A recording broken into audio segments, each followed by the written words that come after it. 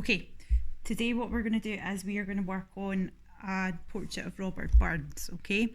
And I'm going to use the same image that I'm sharing with you in the lesson, and I'm going to show you how you would go about making a copy of this image, okay? So I'm looking at the size of the image there, and it's an A4 sheet.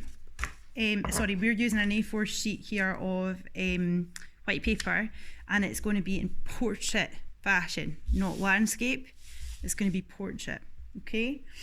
And I'm looking at Robert Burns's sort of head, and it only comes down maybe a wee bit down there from the top, and it fills the space, sort of, that green bit comes to about here maybe, and that bit there, the purpley sort of side of his face goes to about there, okay? And I'm looking at how far down on the page his jacket starts. I would say it's about here, and I would say probably slightly higher on this side.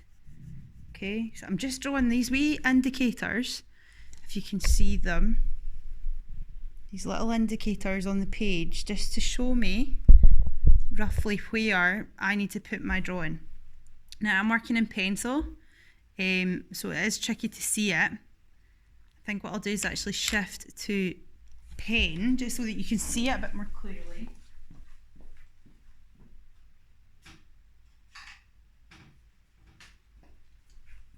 If you're working at home though, I would encourage you to work in pencil so that the drawing doesn't show through once you apply colour, because it would be a lot smarter and better kind of looking, okay? So forgive me because I can't rub out, that I'm going to have some kind of scratchy lines on mine that you might not have on yours, because you might be able to rub them out, okay?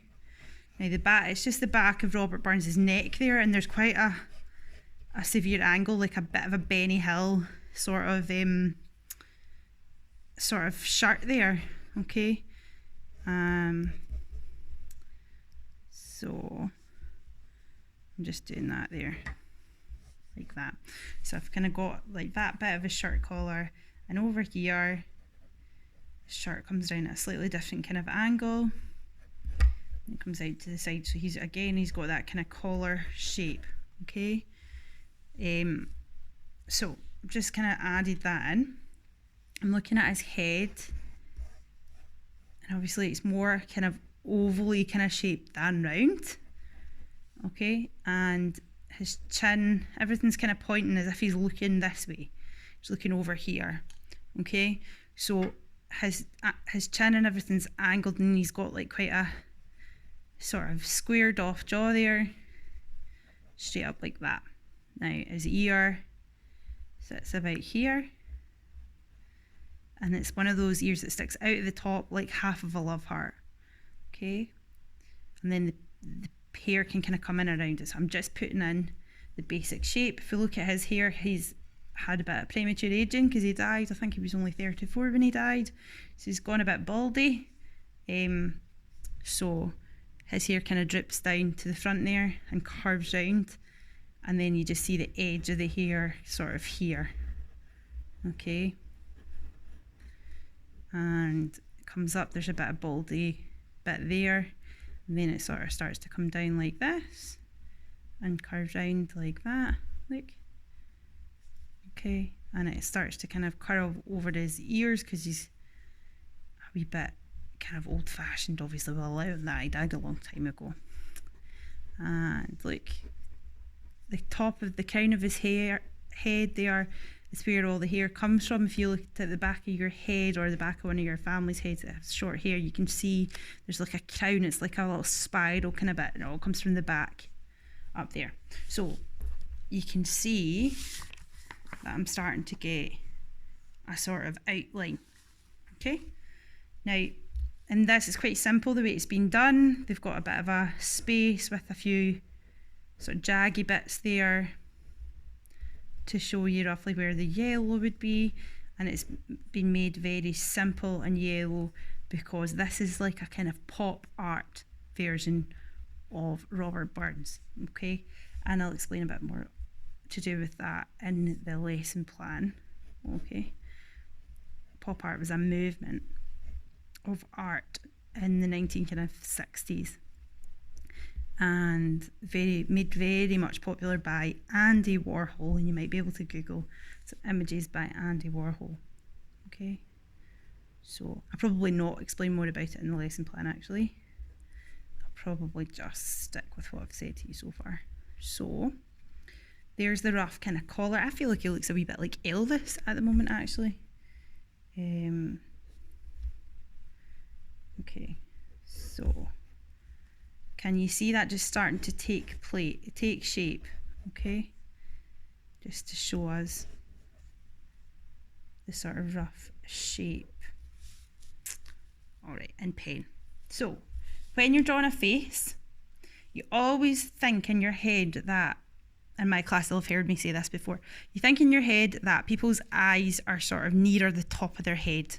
Okay, but you've got to think there's the crown of the head, there's the whole front, like this forehead area and things like that. So actually your eyes are kind of in line with your ears, right? The eyebrows are sort of in line with the top of the ears. Okay, so I kind of tend to draw these curvy lines round from the ears, and that helps me to measure out the face. Okay, so what I tend to do is the eyes kind of go in line with like the top of the ears and the eyebrows, and then the nose kind of goes in line with the bottom of the ears, and it's as if you've put tape round your head, and obviously side on that would look a bit curved, wouldn't it?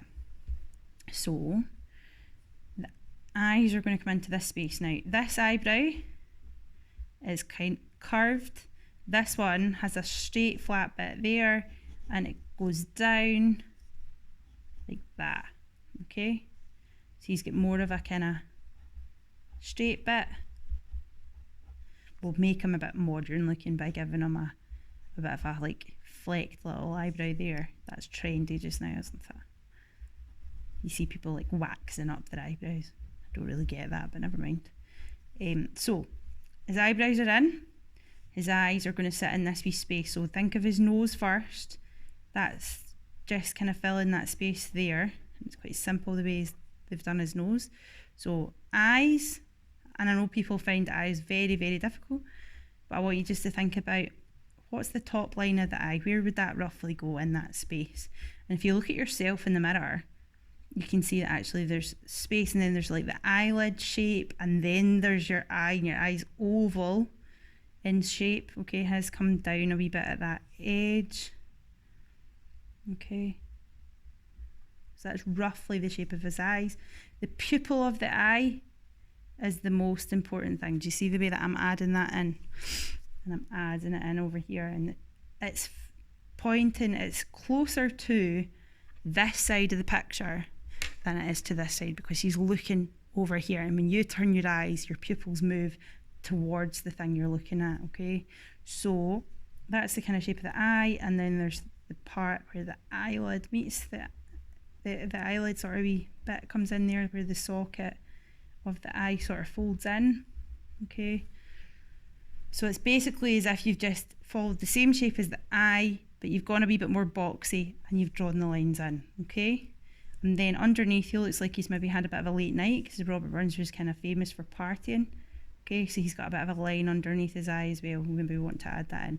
Now his nose comes down there, and the way they've shown his nose, they've given this kind of shape that it's got this sort of shadow down here. Okay, and it's quite boxy the way they've done it, so we're just kind of going to copy that. Okay,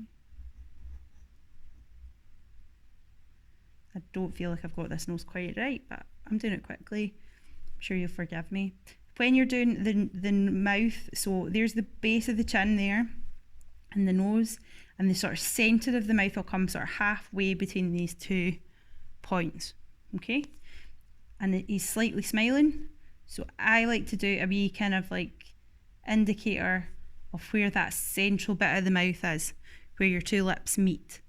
Okay, so look at this wee line here is sort of like pointing towards this eye, so I'm making sure I put that in, and there's a sort of triangular shape here. Now that is really, these wee side bits of your mouth are really important to show the sort of mood and the way somebody is feeling. So other than that, it's a bit of a kind of straight line. I like to do it broken because I think it looks a bit cartoony if you don't do it broken. Okay, and his lips are actually quite pointed towards this wee bit. It's called the philtrum, and it comes down between the mouth and the nose. Okay, and it's actually quite dark here, and you can see that they've highlighted the other side of it. Okay, when you add some colour, you'll be able to see that. So we've got the kind of shape of the mouth. He's got like quite a feminine bottom lip, actually, quite a chunky bottom lip. His eyes are definitely looking upwards a bit. There's a bit of shadow down here. And there's a wee highlight in this corner, okay? So you can play about with that.